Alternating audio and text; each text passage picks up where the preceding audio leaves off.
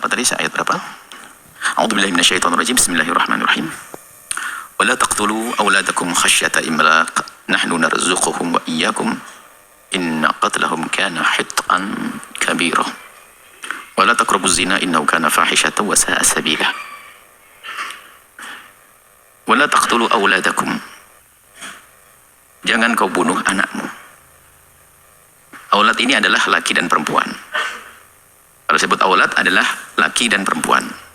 Hanya di dalam pembahasan ini kisah tentang wa'dul banat lebih mengarah kepada perempuan. Masyarakat Arab waktu itu jika punya anak perempuan mereka malu, lalu anak itu dibunuh. Kemudian juga ada keyakinan bahwa dianggap perempuan itu membebani. Kalau laki-laki bisa diajak bekerja, cari duit dan sebagainya. Kalau perempuan membebani, maka ada membunuh anak perempuan juga karena unsur itu. Unsur karena akan membebani.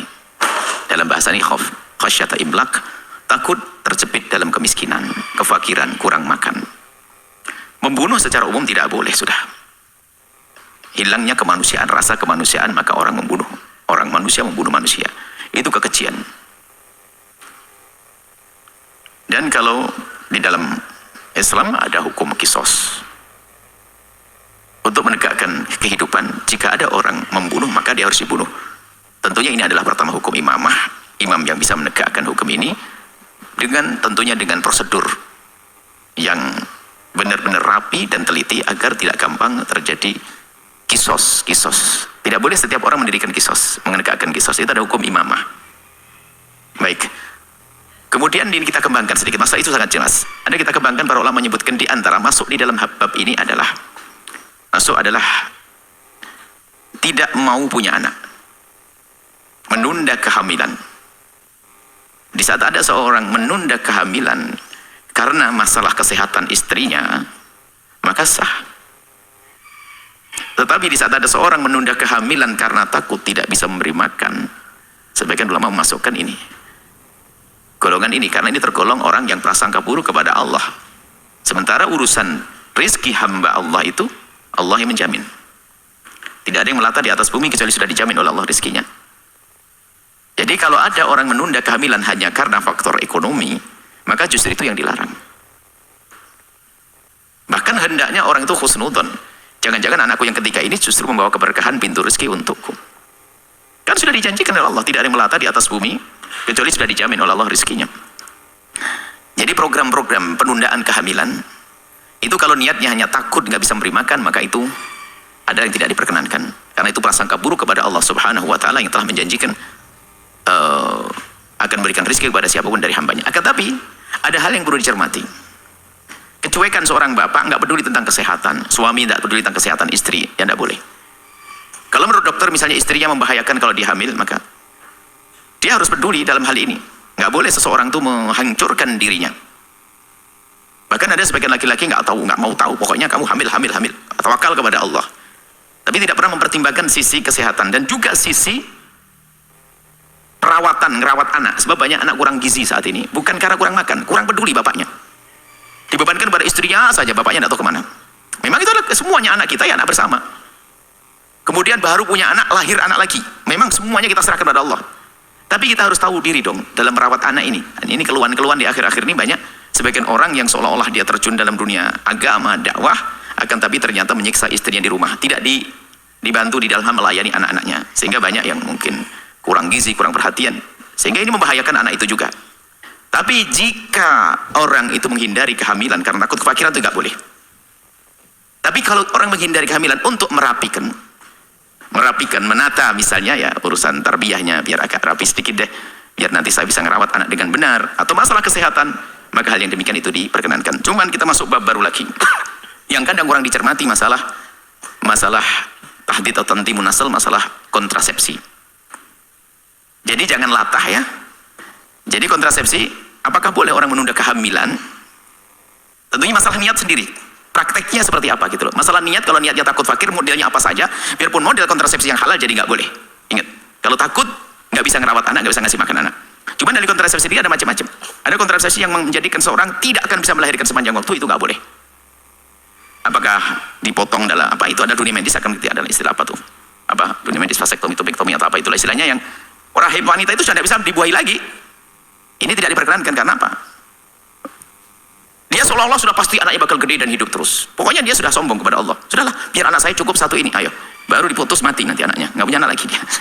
Jangan boleh mendahului Allah. Jadi yang sifatnya sementara. Sementara pun adalah yang aman adalah azl. Akan tapi itu mungkin tidak menyenangkan bagi sebagian orang. Karena tidak melibatkan siapapun. Azl adalah mengeluarkan sperma di luar. Ini kisah dari Sayyidina Jabir. Kunna na'zil wa wahyu yanzil. Pada zaman Nabi ada sahabat Nabi yang melakukan azl, mengeluarkan sperma di luar rahim. Maka yang demikian itu adalah tidak ada teguran dari wahyu dari Allah, maka itu diperkenankan. Nah ini adalah mutlak, ini boleh asalkan ada keridhaan. Sebab kalau istrinya tidak terima ya nggak mau ya jangan melakukan itu. Ada keridhaan antara suami istri. Kemudian hal lain lagi misalnya, ini kadang orang disemati dari si fikih, perlu adalah di dalam bab fikih, akan mengoreksi nanti. Termasuk di antaranya adalah obat, pakai obat.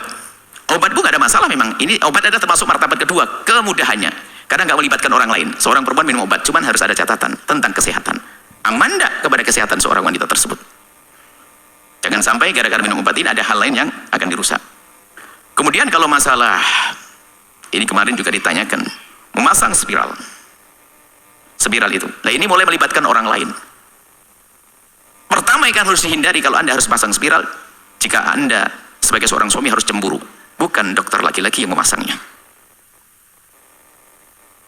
Dan dokter perempuan pun kita lihat, apakah harus perempuan? Kalau Anda bisa masang sendiri, Anda pasang sendiri, jangan libatkan orang lain. Dan ini pun masih ada problem, karena apa? Mau tidak mau seorang wanita biar bentuk bidan yang solehah harus melihat, menyentuh aurat besar. Jadi kalau tidak darurat amat mungkin tidak masuk ke sini deh. Karena biarpun itu adalah spiral, adalah seolah-olah sederhana, tapi nggak mungkin, pasti ini akan melibatkan orang lain. Kalau laki-laki jelas jangan, nggak boleh dong, hati-hati. Anda seorang laki-laki punya cemburu dong, istri Anda bahasa lain akan di wilayah kehormatan dibongkar oleh kaum pria, ya Anda nggak boleh mau dong. Ini termasuk masalah kelahiran dan seterusnya. Anda harus punya cemburu dong seorang muslim. Kalau seandainya dokternya harus dokter laki-laki menyambut kelahiran anak kita, kita minta dokter hanya memantau saja urusan kesehatannya, tapi yang menyambut adalah harus bidan perempuan. Anda berhak untuk minta itu. Demi kehormatan istri Anda. Ini ada hubungannya nanti dengan yang setelahnya nih, masalah zina supaya kalau orang sudah biasa dengan buka aurat, melihat aurat dan sebagainya, maka pintu kehinaan akan dibuka selanjutnya. Nah, memasang spiral itu adalah melibatkan orang lain. Jadi hendaknya kalau yang ini jangan sampai masang spiral juga, kecuali memang ada hal lain, misalnya ada bahaya jika kehamilan sang bayi, sang istri. Cuman ada pertanyaan, wah ini yang paling aman sebetulnya sisi ini. Karena setelah memasang spiral, asalkan tepat dan baik pemasangannya, itu tidak mengganggu suami istri. Urusan dalam hal-hal sangat pribadi. Berbeda sangat azal. Azal itu memang berat bagi sebagian orang. Nah ini terus harus ada pertimbangan. Jangan sampai latah dikit-dikit spiral, dikit-dikit spiral, dikit spiral. Yang harus Anda pahami wahai para wanita, Anda melibatkan orang lain, aurat besar Anda akan dilihat oleh orang. Jika Anda menemukan keadaan tertentu memang melahirkan bagi Anda adalah membahayakan dan sebagainya, Anda ambil itu. Tapi Anda harus tahu ukuran Anda. Jadi jangan latah langsung ke sana. Ada hal lagi yang aman, mohon maaf masalah kontrasepsi ini. Laki-laki jangan niat takut nggak bisa ngasih makan. Mohon maaf ini majelis mulia harus ada rentetan begini. Kalau pakai kondom aman. Karena itu tidak akan melibatkan orang lain juga. Tapi laki-laki ini ada kesepakatan antara suami dan istri. Jadi harus tahu masalah kontrasepsi. Kadang pembahasan fikih ini adalah ditinjau dari satu sisi, tidak dari sisi lain. Seperti yang pernah kita bahas tentang bayi tabung. Bayi tabung Anda kan bahasa fikih mungkin hanya sangat sederhana. Pokoknya sperma suami istri, maka boleh buat bayi tabung. Tidak dicermati di balik ini ada beberapa yang sadar tentang kebenaran nanti. Karena itu adalah melibatkan orang lain.